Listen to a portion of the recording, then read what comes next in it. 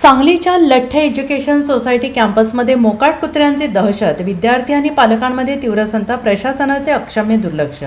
सांगली शहरातील नामांकित लठ्ठे एज्युकेशन सोसायटीच्या मुख्य शैक्षणिक कॅम्पसमध्ये सध्या मोकाट कुत्र्यांची प्रचंड दहशत निर्माण झाली आहे. कॅम्पसच्या आवारात एकाच वेळी 10 ते 12 मोकाट कुत्री उजळ माथ्याने फिरत असून त्यामुळे विद्यार्थी, शिक्षक आणि पालकांमध्ये भीतीचं वातावरण पसरलेलं आहे. मिळालेल्या माहितीनुसार ही कुत्री कॉलेज प्रशासनाने पाळलेली नसून बाहेरून आलेली मोकाट कुत्री आहेत. कॅम्पसमध्ये दिवसभर शेकडो विद्यार्थी शिक्षण घेण्यासाठी येतात. तसेच अनेक शालेय महाविद्यालयीन विद्यार्थी परिसरामध्ये खेळण्यासाठी येतात. ही मोकाट कुत्री अत्यंत आक्रमक स्वभावाची असून भविष्यात यातील एखाद्या कुत्र्याने विद्यार्थी किंवा विद्यार्थिनीवर हल्ला करून त्यांना गंभीर दुखापत केल्यास किंवा दंश केल्यास त्यांची नैतिक आणि कायदेशीर जबाबदारी कोण घेणार, असा संतप्त सवाल पालक आणि विद्यार्थ्यांकडून करण्यात उपस्थित केला जातो आहे.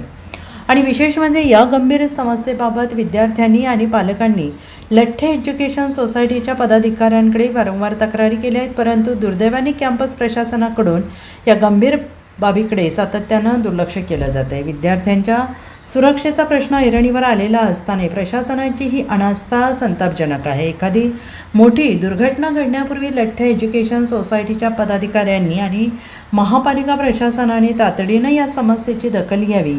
कॅम्पसमधील मोकाट कुत्र्यांचा बंदोबस्त करावा आणि विद्यार्थ्यांना आणि पालकांना दिलासा द्यावा, अन्यथा विद्यार्थी संघटनांच्या वतीनं तीव्र आंदोलन छेडण्यात येईल, असा इशारा यावेळेस देण्यात आलेला आहे.